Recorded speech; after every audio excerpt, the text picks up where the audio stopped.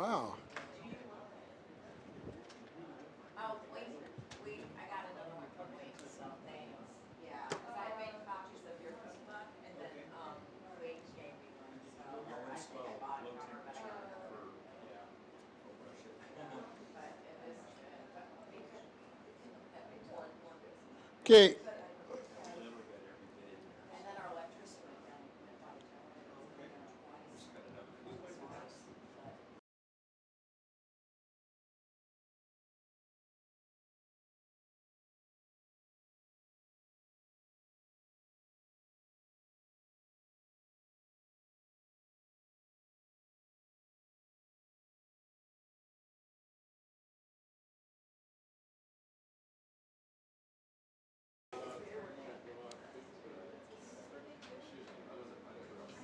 yes, it was.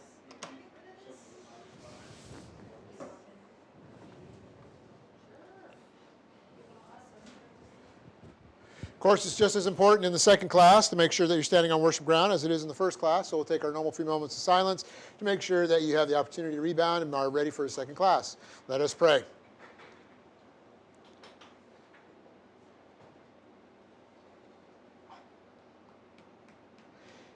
Heavenly Father, we thank you for this opportunity to continue our study, and we ask now that God the Holy Spirit provide us everything necessary for a proper study. And we pray in Christ's name, amen. We're going to go ahead and just pick it right up with point 10. Point 10 says, then we have the final phrase or category, comma.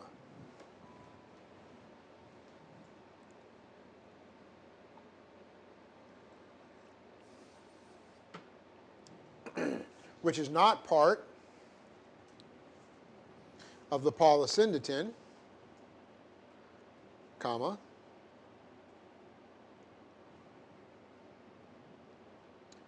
quote, or as a busybody, period, end quote.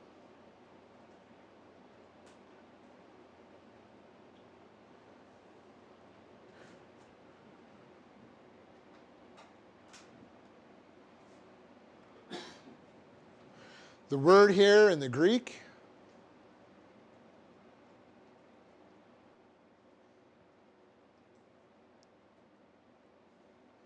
is, quote, alatri episkopos. Spelled just like it sounds. It's, quote, ALLOTRIEPISKOPOS,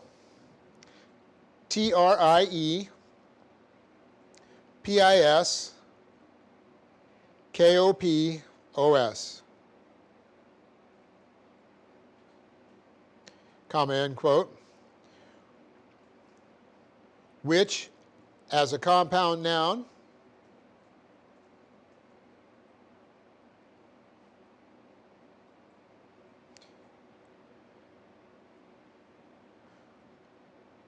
means literally, comma, quote,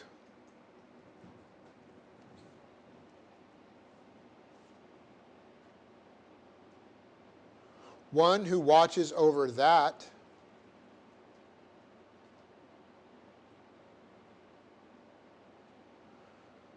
comma, quote, one who watches over that belonging to someone else, period, end quote.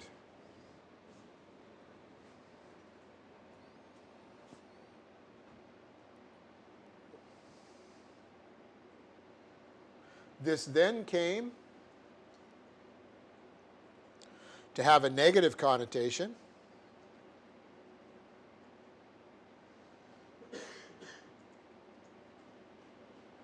and came to mean someone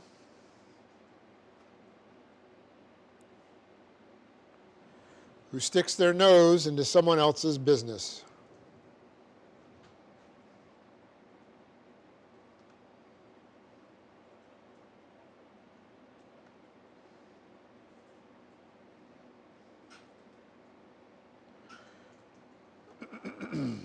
Although this word is only used once in the New Testament,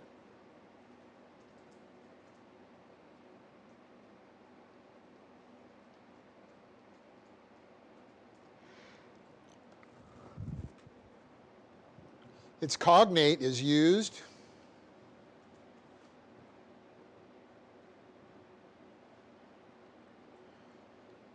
in Romans 14:4.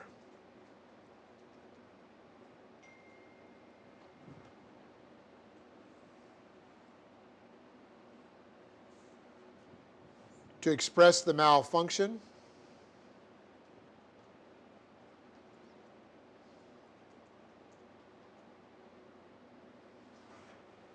of someone who judges, quote, another man's servant, period, end quote.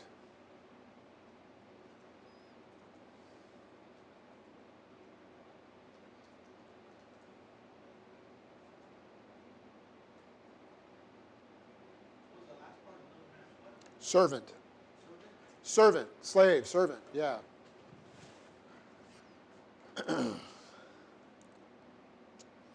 To express the malfunction of someone who judges, quote, another man's servant, period, end quote. So the idea is that the word group means that people are sticking their nose in other people's business. In this case, it's the person that's trying to tell the employer of a particular individual, oh, you ought to do this, you ought to do that. That person, your employee is this, your employee is that, right? And that's improper. Okay? Subpoint A. This word is not part of the polysyndeton. Polysyndeton spelled up there under point 10.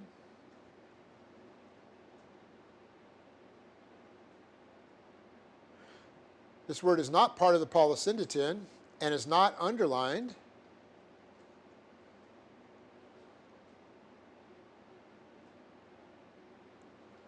because, comma, unlike the other three categories, comma, it is not a crime, period.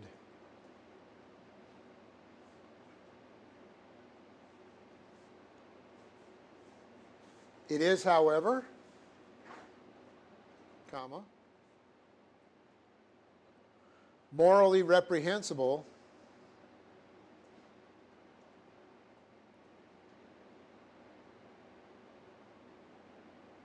as expressed by this verse, period.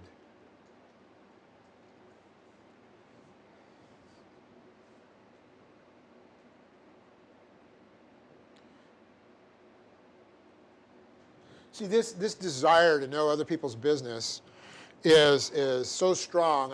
Personally, I think it's part of everybody's old sin nature. Okay, everybody has that desire to know because you always want to judge yourself on somebody else, so you want to know everything about them. It's none of your business, right? And what society has done. See, when I was a kid, my parents used to tell you, it's none of your business what's going on over there, right? And it used to drive my parents nuts. We had a swimming pool in our backyard, and in those days that was somewhat rare. But we had a swimming pool in our backyard, and we had neighbors that would get up on the fence to watch over the fence what was going on in our backyard if we were in the pool, right? And I can remember my mom going, "Get off the fence! It's none of your business what's going on over here. Mind your own business. Play in your own yard," right? Yeah, that type of thing, right? We were told to mind our own business, right? And teach my kids, mind your own business. But society has then turned around, even though you're being told mind your own business, and they have all these stupid reality shows, right, where everybody's business is broadcast on TV. So that urge, that itch can be satisfied. Ooh, what's going on with that person, right? That woman who's got 4 kids by 3 different fathers, or there's people that are suing those people in, Judge Judy's court or whatever, right? And all these stupid reality shows that just feed on this improper impulse to know about other people's business. There's no reason court things should be on TV. It's between the 2 people that are in the court. That's it. It shouldn't have to be televised, but we go, ooh, what's happening? Ooh, how is that guy a jerk or not a jerk, right? Is that woman horrible or not horrible?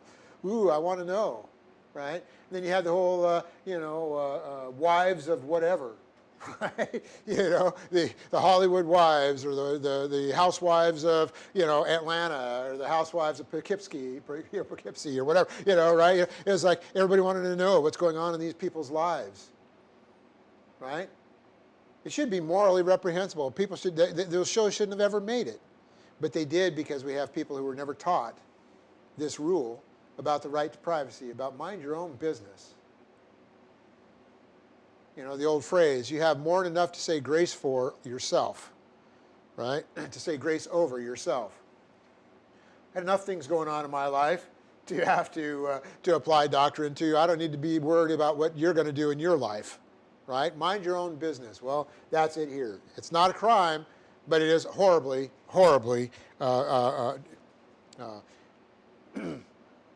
what I want to say, it's horribly reprehensible, but it's also very, it permeates society. That's what I'm trying to say. Anyway, so it's morally reprehensible as expressed by this verse. Subpoint B. The person that does this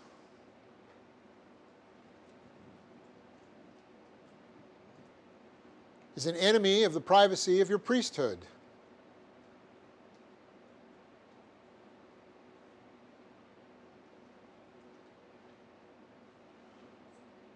One of the keys to freedom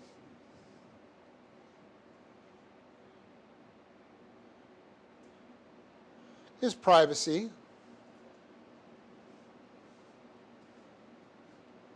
And a busybody destroys that privacy. Period.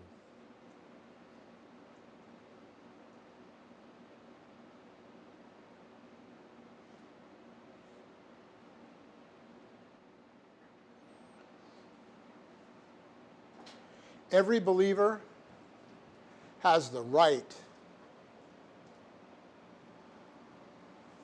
to live his life as unto the Lord.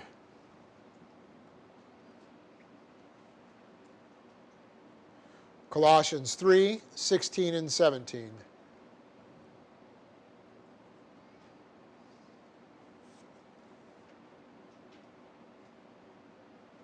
When your privacy is invaded,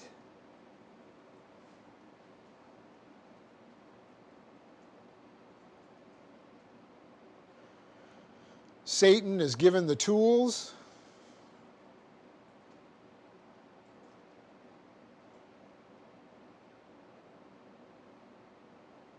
to inflict suffering circumstances upon you. Period.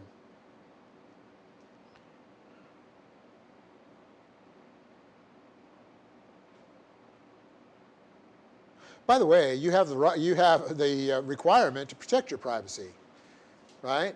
Not only is privacy, you know, supposed to be what you have as part of freedom, but you're supposed to also have the right to protect your privacy. You know, that's why we have drapery and curtains, right? You know, and nobody has the right to know what's going on in your house. Okay, that's private. That's privacy. You also have the privacy of the soul. Nobody's supposed to know what's going on in your soul. So when you go blabbing your mouth to everything, when you go whining about everything, when you go uncovering your own privacy through your own verbal actions, right, then you're also giving Satan these tools. And you're letting the busybody have ammunition. So learn to protect your own privacy. Okay? So when your privacy is invaded, Satan is given the tools to inflict suffering circumstances upon you. For example, the busybody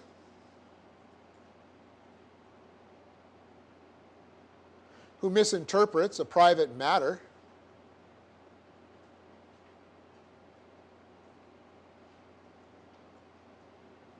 and starts judging you on information that is faulty,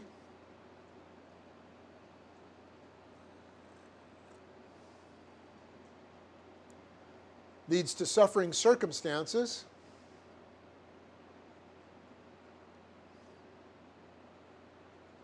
through gossip, maligning, etc.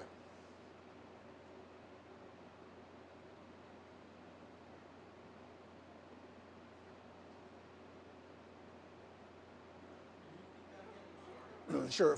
For example, the busybody who misinterprets a private matter and starts judging you on information that is faulty leads to suffering circumstances through gossip, maligning, etc.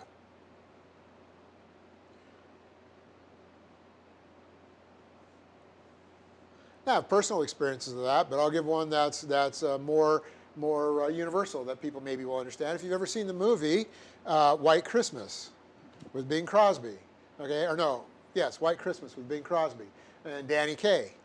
Okay, there's the whole storyline ends up revolving around the fact that there's a busybody woman at the hotel that they are going to entertain at, who misinterprets. She sticks her nose into the business that Bing Crosby is trying to conduct, and she only gets and what she does is she gets on a phone conversation. She listens in on a phone conversation that she shouldn't be listening in on, and she only hears the tail end of the phone conversation.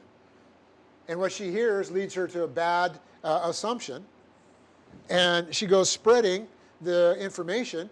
It makes Bing Crosby look bad, right? And she goes spreading the information, and the girl that Bing Crosby's trying to capture, right? Ends up thinking that he's a horrible man, and she leaves the music company that they're in, and blah blah blah. Anyway, the whole drama of the movie is based around the fact that this busybody listened in on a phone call and misinterpreted what she said or what she heard. Okay. So that's an example how destroying your privacy can lead to suffering circumstances. Poor Bing had to worry about what happened. He had no idea what happened, right? Because he knew what the whole conversation was, so he had no idea, why this woman that he was starting to finally get a affection for decided to leave and go to an entirely different town, right? And it isn't until the very end of the movie that it gets resolved, of course. But the idea is it's based on a busybody. Subpoint C. The suffering or punishment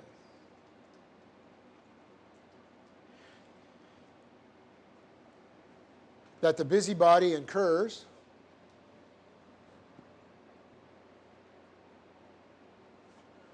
will not be through a judicial body, comma.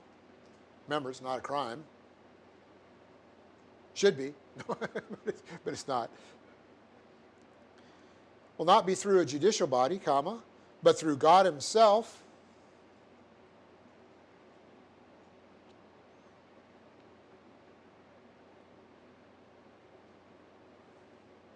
as either direct punishment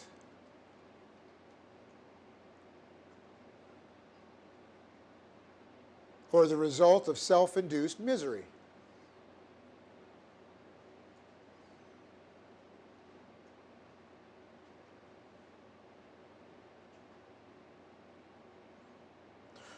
Period. For example, comma, the individual who, comma,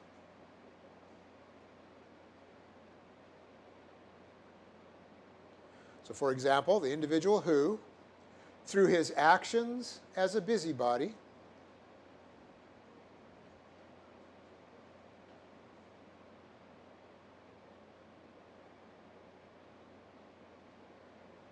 begins to gossip or malign,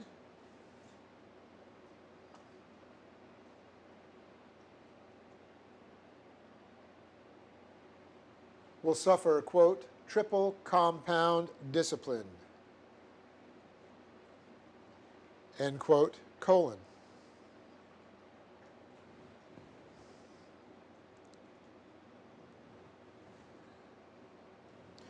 Okay, so colon. This is a term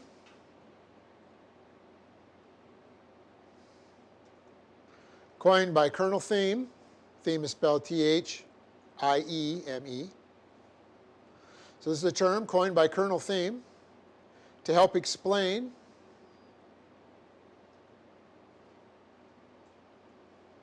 the type of discipline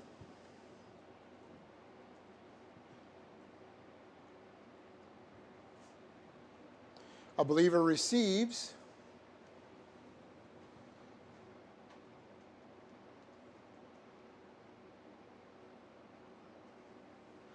when he commits gossip or other sins of the tongue.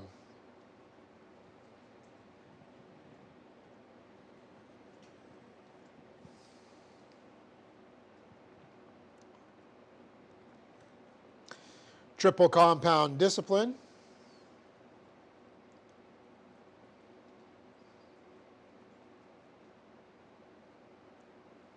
is so called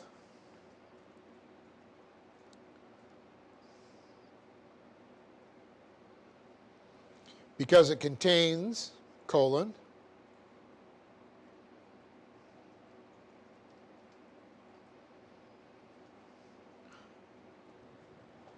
first, comma, discipline for the originating mental attitude sin, comma,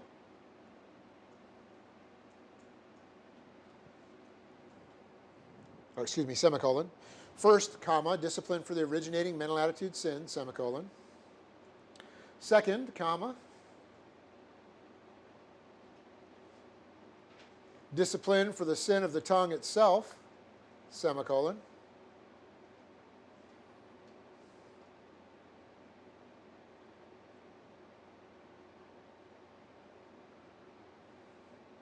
And third,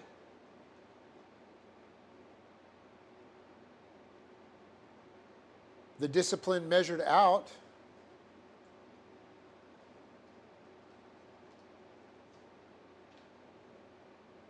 which is equivalent to that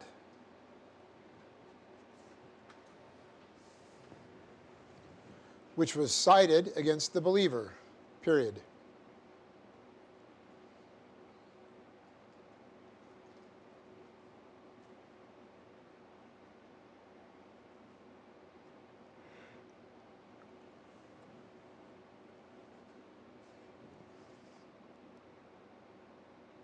And that's whether the believers actually committed that sin or not. So for example, if someone is gossiping and said that, so-and-so lied, then whatever that punishment would have been for lying comes back on to the person that's gossiping, whether the person actually lied or not.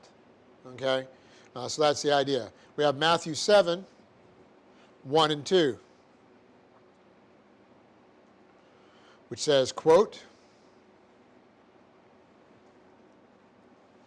"Do not judge,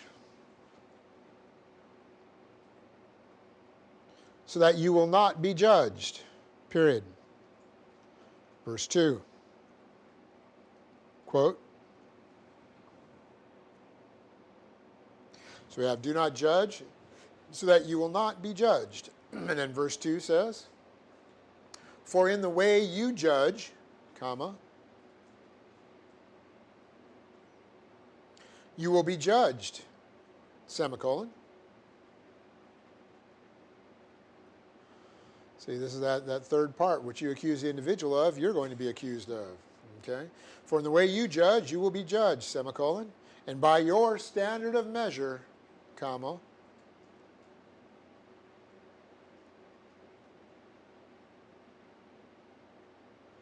so we have, "and by your standard of measure, comma, it will be measured to you."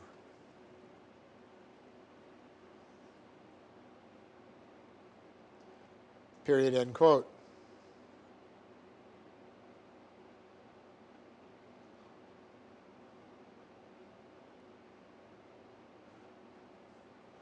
We also learn this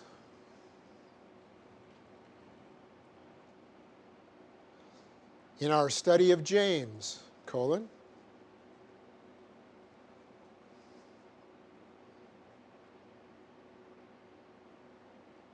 James 5:9, quote,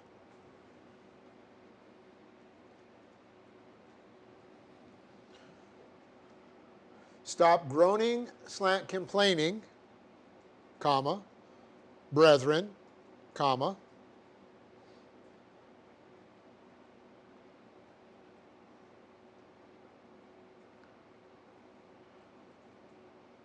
against, slant, about," and about is in pairs with two lines through it,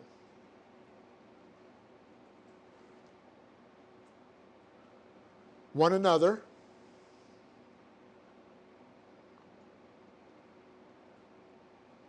in order that you may not be judged. Period.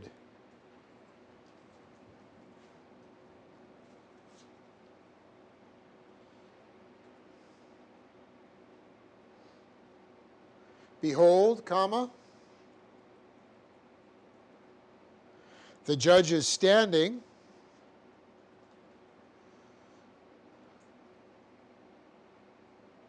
This next part is underlined all the way to the period. In front of, slant, before the doors, period. So in front of, slant before the doors is underlined, period, end quote.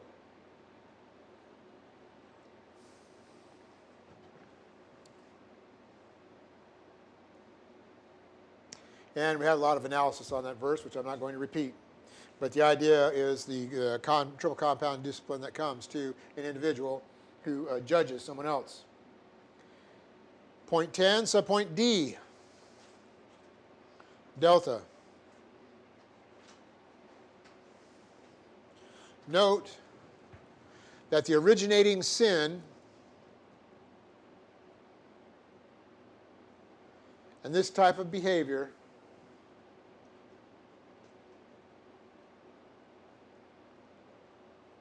is the mental attitude sin of arrogance, period.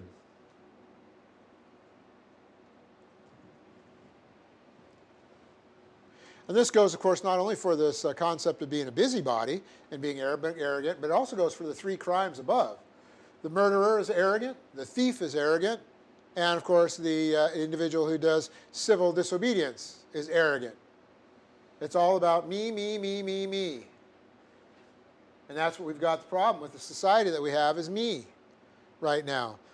You know, people used to laugh and chuckle about, giving out awards for participation. Well, we're seeing the result of that. It was no chuckling matter. You have to learn how to not get everything you want, including winning.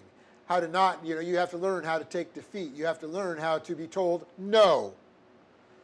I mean, when our kids are this size, you start teaching them no. Right? They are grabbing something they're not supposed to grab. No. They reach for a pot handle that's, a hot pot on the top of a stove. No. The electric sockets. No. Reaching in the cabinets. No.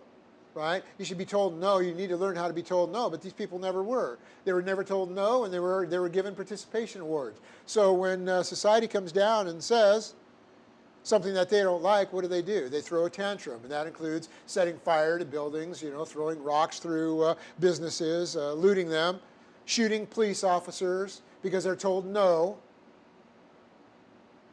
Don't do that. When I'm a police officer and I tell you to do something, no, don't do something else, or you get shot. Oh, but it's horrible. He just got shot. All he was trying to do was, I don't care what he was trying to do. He wasn't doing what he was told to do. When the authority tells you to stop, lay down on the ground and put your arms behind your back, you do that and you sort it out later. Right? Had incidents of a black professor, a female black professor from ASU that was jaywalking and the cop was trying to get her. Put up a huge fight, wouldn't stop crossing the street. It's a minor crime. Maybe the cop could have let it go, but he was enforcing it. The law's on the book. He was enforcing the law, trying to get her off the street. Lots of traffic. He was too rough. He ended up getting fired because he manhandled her. Ridiculous. She's disobeying the law. He should have every right to grab her, put her in handcuffs, and haul her away. I don't care that she was a black university professor. How the hell did you get smart enough to be a professor, quote unquote, and not understand that authority is authority? And when a cop tells you something, you do it. That's stupidity. Yeah, I don't want anybody like that teaching my kids. No wonder the universities are the way they are. Okay, the curmudgeon here. Okay, note that the originating sin of this behavior is mental attitude sin of arrogance. Continuing the point, the busybody believes that their right to know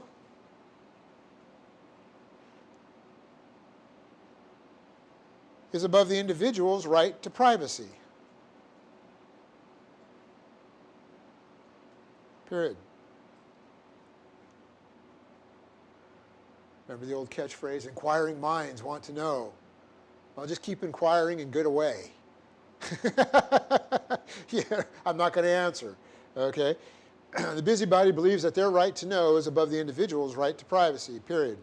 But through these actions, comma, they create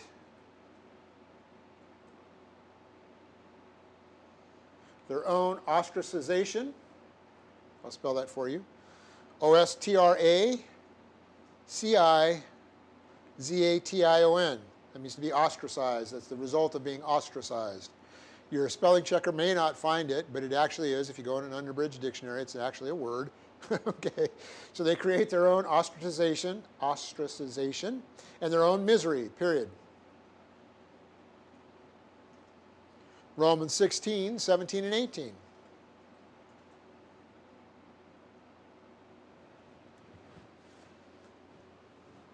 No properly functioning person likes a busybody, comma,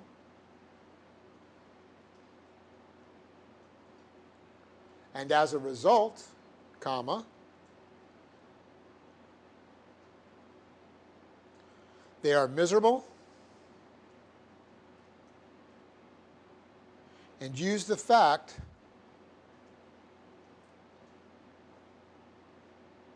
that no one likes them as their excuse for their actions.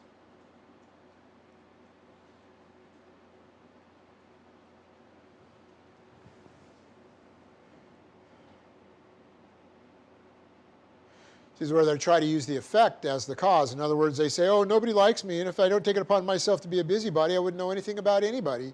Nobody ever tells me anything. Nobody ever tells you anything because you're a busybody, and you blab, and it goes everywhere. Don't be a busybody. Mind your own business. And in today's day and age, particularly with all of these stupid electronic means like Facebook and some of these other things, most people are destroying their own privacy, and they're creating busybodies. They're creating looky-loos who want to go into the window of their social media and find out the soul of the individual that's writing it. You know, you have bloggers that tell you everything about their life. I woke up this morning on the left side of the bed. My hair was a mess. I brushed my teeth. The toothpaste tasted horrible. Right, you know, I mean, it's like, okay, get it, right? Keep your mouth shut. Nobody needs to know every detail of your life. I have a ham radio net that I check into, and one of the things is to, tell people how your day was. I'm very limited. I woke up, had a good day. Next.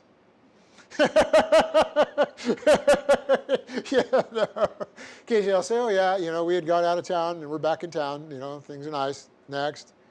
Don't tell them, I'm going out of town, or any of that kind of stuff. Want to get robbed? Tell people your house is going to be empty for the next 2 weeks. See what happens.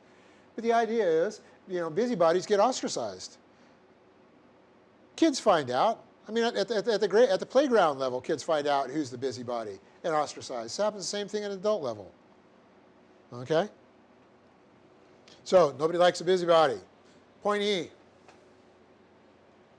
So the arrogance, that's what I'm getting at, is that's the self-induced misery. They're alone.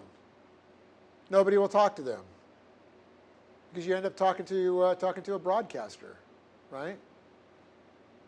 And it doesn't matter whether it's someone you don't know or whether it's someone in your own family.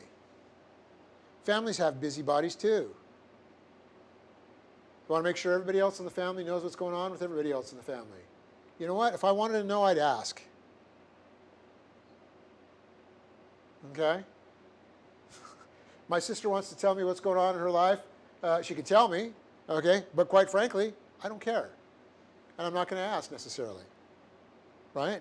And I don't expect her to ask what's going on in mine. But if I'm not going to poke into hers, I'm not going to go to her kids and say, hey, what's happening with your mom? Blah, blah, blah, blah, blah, right? Subpoint E. No one has the right to invade the privacy of someone else, comma,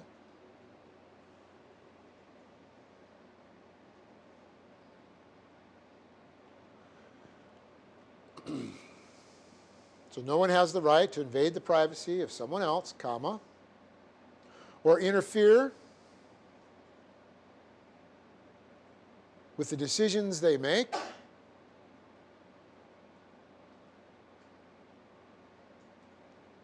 and how they lead their lives,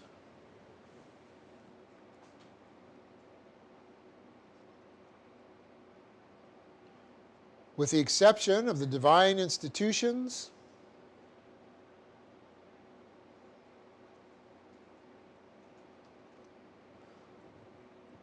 of marriage and family, period.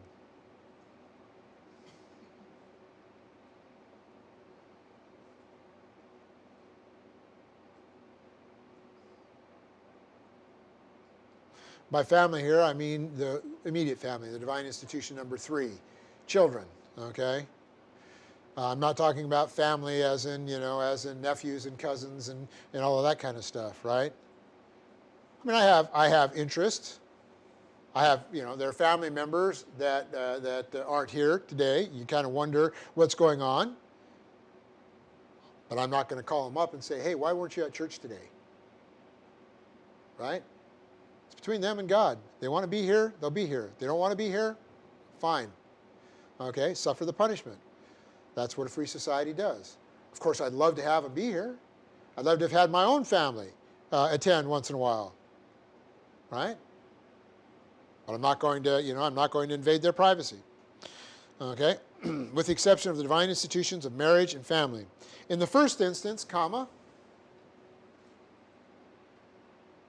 the husband has the right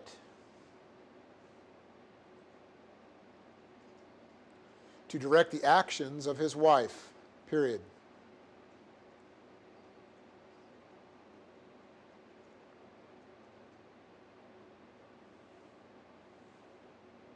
The wife has the right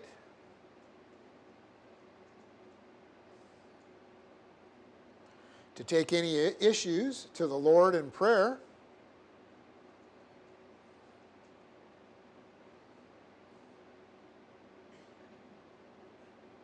If she believes she is being improperly led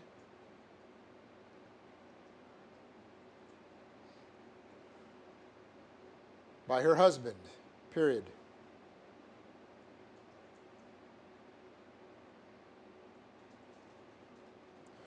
For example, Jack used to give the example where the husband would tell the wife, you can't go to church. If the wife went to church, she's disobeying her husband, and she is subject to punishment for that sin. She's supposed to, wives, obey your husbands. She's supposed to obey him. Now, if he says don't go to church, and she's supposed to go to church, she takes that issue to the Lord. And as Jack used to say, she may end up going to church as a widow. She goes to the Lord, she says, I want to go to church, I desire to go to church, he's keeping me from going to church. God, I put it in your hands. God may change his mind, or God may take him out. Okay? But she doesn't disobey her husband. I don't care what society says today, okay? The wife is supposed to obey the husband. And that's even all the way up through the 34th century. It doesn't matter what century you're in, okay? So the wife has the right to take issues to the Lord in prayer if she believes she's being improperly led by her husband, period. In a good marriage, comma, with proper communication and respect, comma,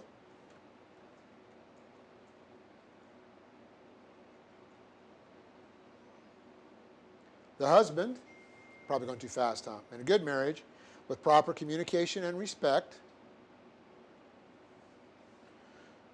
Remember, husbands are supposed to love their wives. Loving their wives means that you respect her, okay? That you appreciate her, that you see her as something that God provided for you as a fantastic grace blessing. Not some piece of meat that you can do with as you wish, okay? If you think like that, you're a reprehensible human. Okay, whether you're a believer or not. But as a believer, the wife is given to you by God as a fantastic gift, and you're supposed to appreciate that, okay? So in a good marriage, with proper communication and respect, the husband, as a good leader,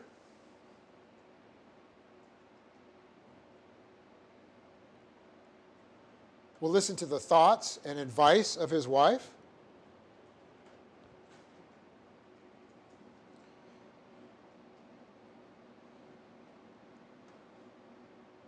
But the final decision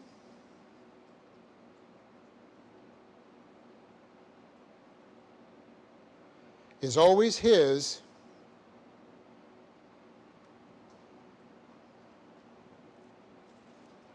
and he is held accountable before the Lord. Period.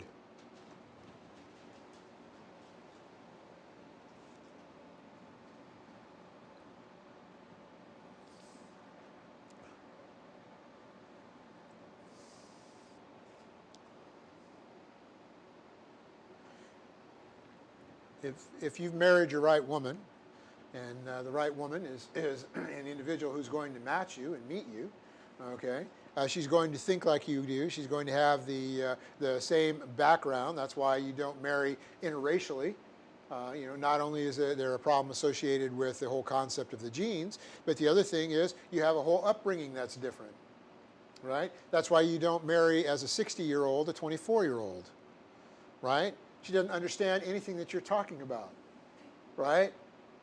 I chuckle a little bit because the stations that we watch right now, because we tend to watch these channels that are on broadcast TV, and we try to avoid all the political commercials, right? So we're on these channels that play all the old shows. Well, the channels that play all the old shows cater to the old people, right?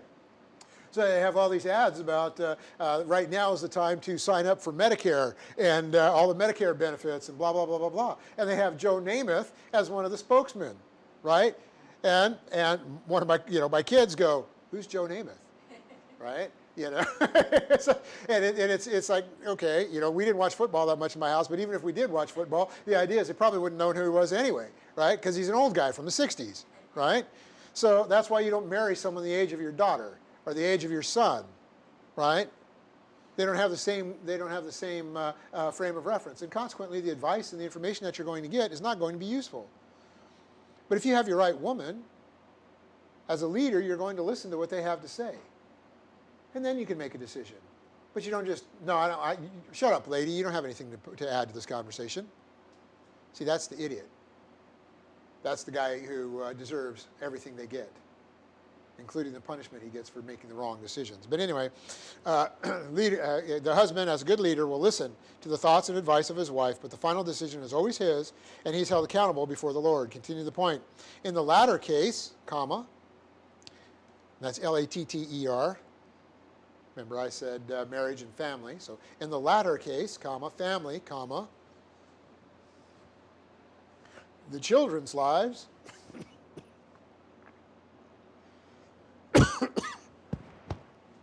are to be directed by the parents, semicolon.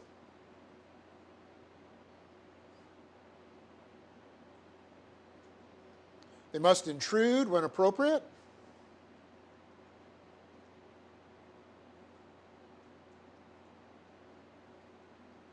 They must invade the privacy of the child when needed.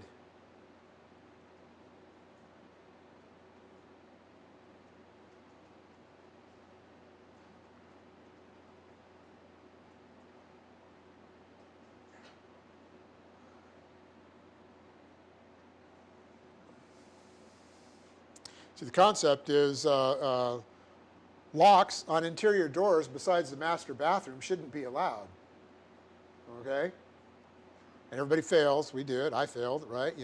But, your kids shouldn't be able to go in their bedroom and lock themselves in, okay? Your children have no right to privacy in your household, okay? When there's an uncharacteristic behavior, the parent has every right to sit a child down and grill them, and every right to search their rooms and their, quote, personal belongings, to include their computers, their phones, their diaries, etc. You as a parent have the right to do that. A child shouldn't expect, nor should society protect, their privacy. See, we have this idea now that children are just little adults. They're not. They're children. They need to be protected by their parents, and their parents can't protect them if they don't know what's going on. How do you get a 12-year-old that goes out and meets a 40-year-old man through an internet contact and ends up getting raped? It's because her parents aren't monitoring the internet and aren't keeping her protected. Because what? They don't know, because they've been told, don't look. The child has the right to privacy. Schools of all places. Schools where the school grounds are owned by the taxpayers and the parents, where the lockers are the property of the school and not the property of the child, give children these rights to privacy. Oh, you can't go looking through their lockers. I'd never be a principal. I could never be a principal. Like hell, I'm not going to go through their lockers. The lockers belong to the school, not to the kid. If the kid's hiding drugs or guns or weapons or whatever else in that locker, you have every right to go and look at it. I don't care if it's just a suspicion and not, a proven fact. You shouldn't have to get a court order, okay, to have a search warrant for a locker. It's a kid. It's not an adult. They should have no expectation of the rights of privacy. If they can do it at my work, right? See, one of the things they tell you where I worked, okay, is that you're not supposed to say things over the phone, right? Particularly, right? It's a classified area. You're not supposed to say things over the phone. So what do? They monitor the phone calls. They randomly monitor phone calls. And they tell you that. And you can be let go for saying things over the phone. You have no expected right of privacy on your phone call. So don't sit there on the phone and, covertly make a drug deal and think that you have, how'd they find out about it? They have no right to check my phone. Guess what? They're checking your phone and they're checking all your emails. It's their computer system, their work time, they're paying you to do the job. They have the right to do it. Well, parents have that same right for kids. You have an obligation to protect your children and raise your children, and you need the maximum amount of information in order to do that. Things go wrong when your parents don't know what's going on. I was a kid. I had a really good facade. I was a straight A student, okay? I was in a small town. People used to say, boy, those Alonge kids are good kids. Ha! They didn't know half of what we did, right? So I know what kids can do, okay? Any parent should, and therefore, that right to privacy is not protected, okay, under freedom. That right to privacy for a kid does not exist. And the right to privacy, the right for self-determination from the wife is limited by the determination of her husband. Don't do that, she better not do it. And you can't say, don't do that, and then she says, but I'm going to, and you say, okay, well, it's on you. No, the minute you say, okay, it's on you, Dad. It's on you, husband. So if you say, don't do it, and she does it, you say, I told you not to do that, and whatever happens is on you. You are disobeying me. You are going to be punished. Okay? Point 11. So, come on. Verse 15 is a verse devoted to suffering.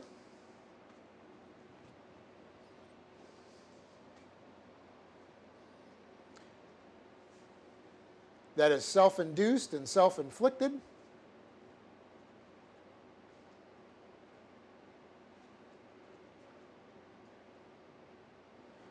As a result of misuse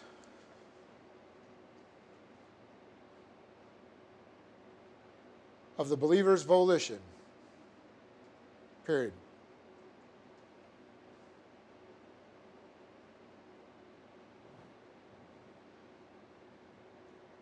This verse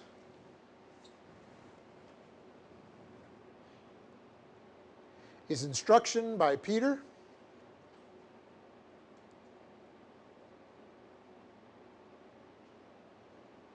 to get into fellowship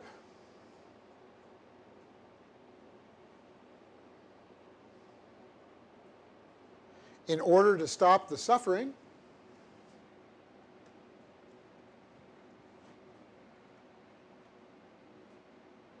And then, as a result,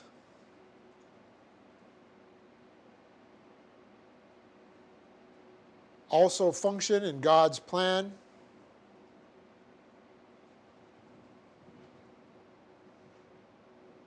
and not commit sins like this again.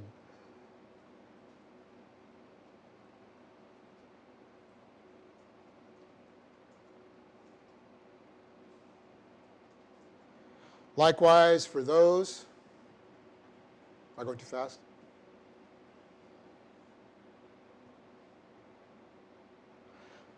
Likewise, for those who are not suffering,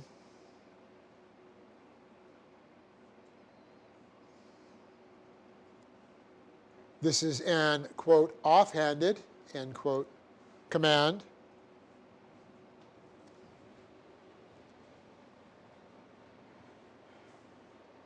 To not commit these sins,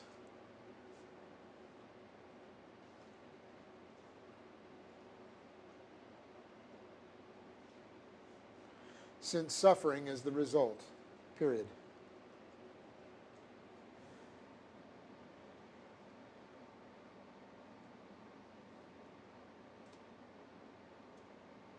Okay, so altogether we have, by all means, certain ones of you must stop suffering as a murderer or a thief or an evildoer / general criminal guilty of civil disobedience, comma, or as a busybody, semicolon. Now, verse 16 is going to be a parallel verse to 14, actually, that tells us what the proper way to handle suffering circumstances is, okay, or how to handle them as a properly functioning believer. And we're going to see once again that rather than suffering for punishment, we are going to see suffering for circumstances for blessing, okay, suffering circumstances for blessing. And we have time to get the first phrase. We won't probably finish the whole verse, but we'll get the first phrase, so I'm going to give it. Why aren't you clicking when I say click? Not doing any of my pads. Okay. It's not doing anything. Starts off, remember the verse 15 ended with a semicolon, and so 16 picks up the remainder of the sentence, so it starts with a lowercase. But if, and then we have an ellipsis, elliptical phrase, anyone suffers, experiences suffering circumstances. And that's a true ellipsis, so it's in pairs with single lines through it. As a Christian, and then we have a parenthetical phrase, and he will. And that's with two lines through it because that's given, it's not an ellipsis, it's parenthetical, it's given as in order for us to understand it in the English. So, but if anyone suffers, experiences suffering circumstances as a Christian, and he will, comma. We start here with a weak postpositive conjunction of contrast, de, de, used most commonly to denote continuation and further thought development, but development that's taken in a different direction, and the best translation is but. Then we have the particle, the conjunctive particle I, ei, and this is a marker of a condition existing in fact. Okay, and in all tenses, it's used to express a condition thought of as real or to denote assumptions relating to what has already happened.